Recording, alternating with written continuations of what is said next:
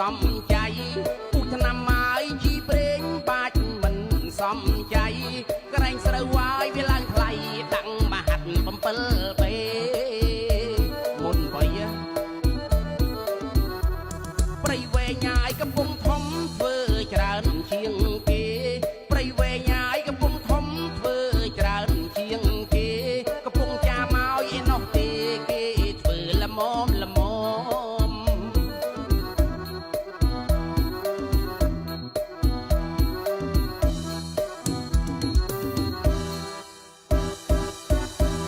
ហេតុកំម៉ាយពងឆ្នាំងចិត្តបាត់ដំបងហេតុកំម៉ាយពងឆ្នាំងចិត្តបាត់ដំបងឡាន់ស្រូវវាយដឹកឆ្លងតាមខេត្តពោធិ៍សាត់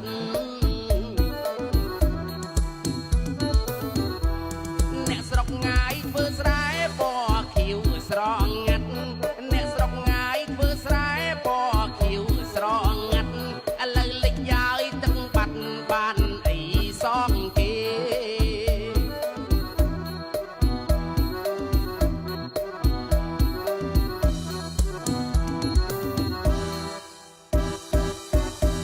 និយាយតែឲ្យ5ខែមុខសញ្ញាធំធំ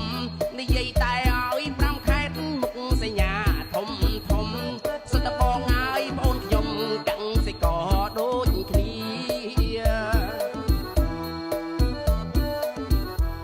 បើខ្ញុំមកនិយាយត្រូវជួយសែម្នាក់មួយ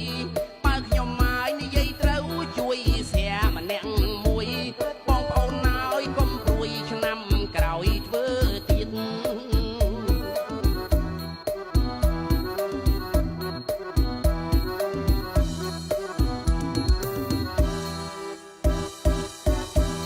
ក្រែងស្រូវវាយវាឡើងថ្លៃយើងបានទូធាក្រែងស្រូវវាយវាឡើងថ្លៃយើងបានទូធាបានលុយសងធនាគារខ្ចីគេពីថ្ងៃមុន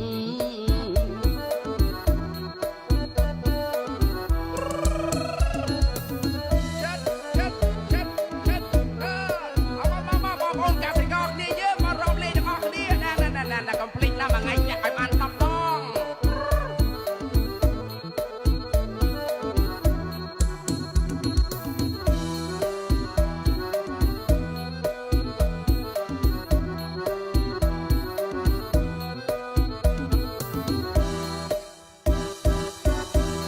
ហេតុកំម៉ាយពងឆ្នាំងចិត្តបាត់ដំបង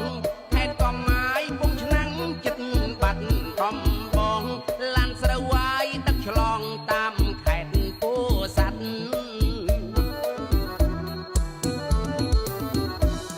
អ្នកស្រុកងាយធ្វើស្រែពណ៌ខៀវស្រងាត់អ្នកស្រុកងា